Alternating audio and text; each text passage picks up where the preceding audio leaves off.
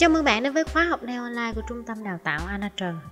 Video được phát độc quyền tại website nailonline.vn. Đây là bài số 7 trong loạt giáo trình hướng dẫn kỹ thuật đắp nối móng bột của Trung tâm Đào tạo Anna Trần. Đầu tiên, bạn cần biết được kỹ thuật pha màu bột để đắp ôm rê. Bạn sẽ chuẩn bị một màu bột gốc tùy ý. Ta sẽ sử dụng màu bột này pha bột để thực hiện các kỹ thuật đắp ôm rê.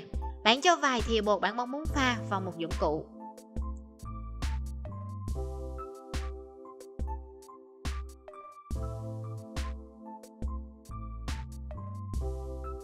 Tiếp đó bạn sử dụng bột clear, tức là bột trong suốt.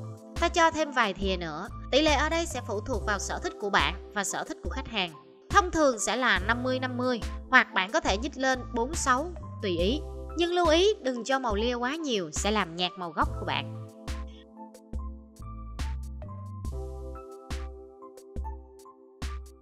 Và bây giờ ta sẽ bắt đầu sử dụng. Bạn chuẩn bị một cái móng que nhọn để ta đắp lên đây. Sử dụng cọ đắp bột số 16. Nhúng cọ vào lưu huỳnh và lấy một ít bột.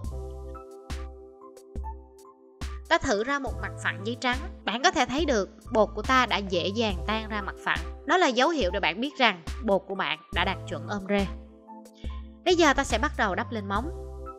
Bạn nhúng cọ vào lưu huỳnh và lấy bột theo kỹ thuật bạn đã được học ở bài số 1. Sau đó đặt lên 70% móng, trừ 30% ở phía trên. Chùi cọ nhúng vào lưu huỳnh để mướt cọ. Sau đó ta lần lượt sử dụng cọ để đắp phần bột này ra. Đối với kỹ thuật vuốt bột bạn đã được học ở bài số 2. Vì là kỹ thuật đắp ôm rê nên bài này bạn sẽ đắp khác đi một chút xíu. Vẫn sẽ vuốt bột bình thường nhưng phần trên cùng này bạn sẽ đắp thật mỏng, mỏng nhất có thể. Sau đó dày dần ra phần mũi. Ở ngoài phần mũi của móng sẽ là nơi dày nhất. Độ dày này chỉ bằng một nửa độ dày mong muốn. Độ dày mong muốn chính là độ dày của móng sau khi bạn đã đắp xong. Đối với màu đầu tiên của kỹ thuật đắp ôm rê này, bạn phải lưu ý một vài lưu ý nhỏ như sau.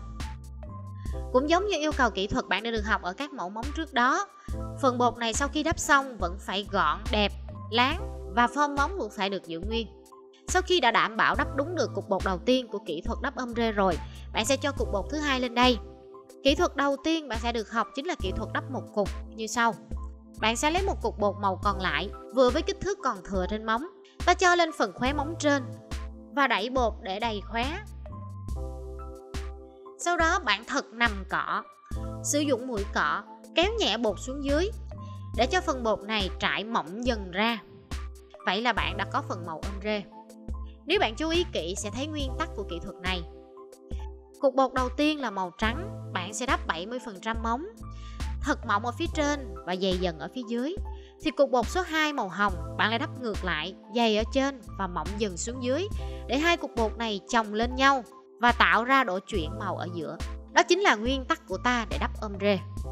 Sau khi đã ôm rê thành công hai màu bột này lại với nhau thì bạn sẽ thực hiện một bước vô cùng quan trọng và không bao giờ được quên. Đó là ta sẽ sử dụng một cục clear đắp áo lại toàn bộ cho móng. Bạn đặt vào và đắp toàn móng như kỹ thuật đã học ở bài số 2. Cục bột trong này có tác dụng bảo vệ tất cả các màu ôm rê bạn đã làm trước đó. Nếu bạn quên phủ lớp bột trong này lên đây thì khi bạn mài móng, các màu bạn ôm rê trước đó sẽ bị mài đi mất. Còn khi bạn phủ lớp bột trong này lên đây, bạn mài móng thì chỉ mài ở lớp bột trong mà thôi. Phần màu ôm rê bên trong vẫn được bảo vệ. Đó là lý do lúc đắp bột màu ôm rê, bạn chỉ được đắp bằng một nửa độ dày mong muốn thôi. Còn một nửa lại chính là màu trong này.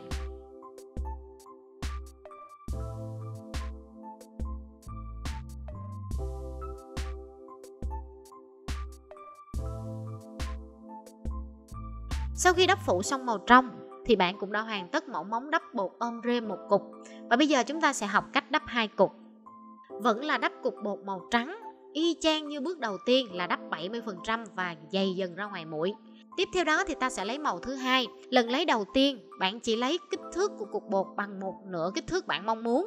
Sau đó bạn cho lên phần bắt đầu bạn đắp màu trắng, nơi bạn đặt 70% móng. Ta dàn ra hai bên đều nhau. Sau đó bạn mướt cọ, nằm cọ và sử dụng mũi cọ. Kéo nhẹ nhàng để màu này càng ngày càng nhạt dần. Sau khi xong cục thứ nhất thì bạn sẽ cho cục thứ hai vào đây. Bạn nhúng cọ, sau đó lấy một nửa cục bột màu hồng còn lại lên đây. Đặt vào vị trí khóe trên của móng. Ta đẩy đều khóe móng. Sau đó lại lần lượt kéo ôm rê xuống đây để phủ lại lớp ban đầu. Vậy là đã có mẫu móng ôm rê. Tiếp tục cho một cục bột clear lên đây. Đắp như kỹ thuật bạn đã được học ở bài số 2.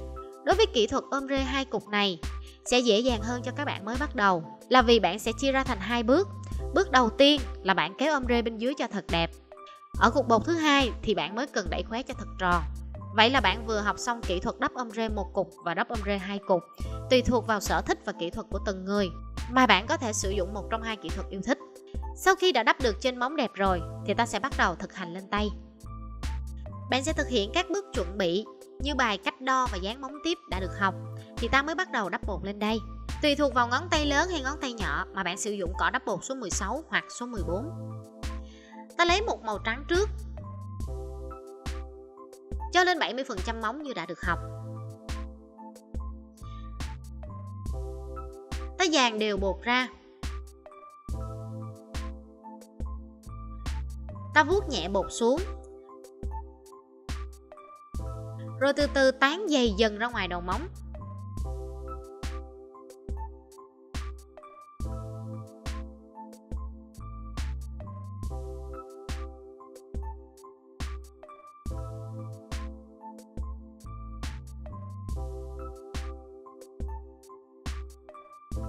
Sau đó cắt bỏ phần bột thừa. Chú ý mướt cọ lại, sau đó vỗ hai bên hông để tránh việc móng đắp xong bị bè.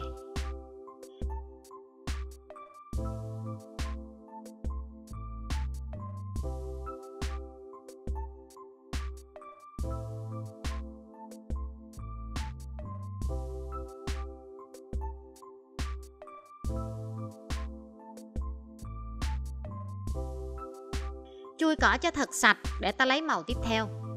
Lấy một cục bột màu hồng vừa đủ. Chú ý không được lấy quá nhiều, nếu bạn lấy nhiều sẽ không cắt bỏ được. Ta đặt lên phần trên của móng. Đẩy phần khóe cho thật tròn, thật đẹp, thật tới móng.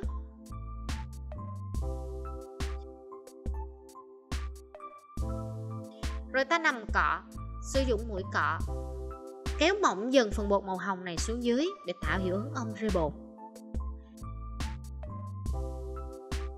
Vét phần bột thừa bên mép phải và mép trái.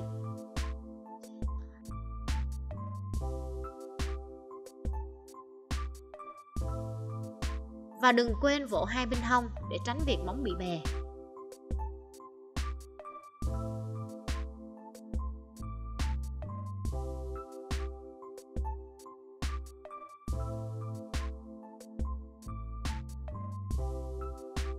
Màu bột ôm rê đã đẹp rồi thì ta cho bột clear lên đây.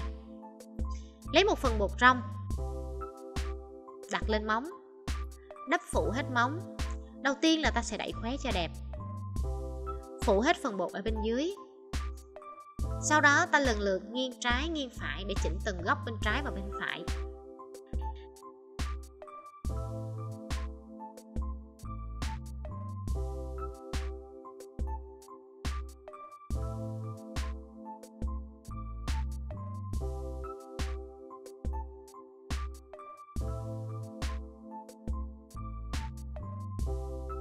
Đắp xong ưng ý rồi thì bạn đợi cho bột khô. Bột đã khô rồi thì bạn sẽ bắt đầu thực hiện kỹ thuật mai dũa móng bột giống như bài 3 bạn đã được học và đi sơn bóng lên đây.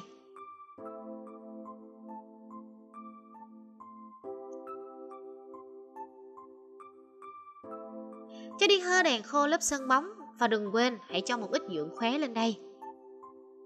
Vậy là bạn vừa mới học xong bài số 7 của loạt giáo trình hướng dẫn kỹ thuật đắp móng bột của Trung tâm Đào tạo Anna Trần. Đề nghị bạn luyện tập để đạt được các kỹ thuật yêu cầu trong bài và hẹn gặp lại bạn ở các bài tiếp theo.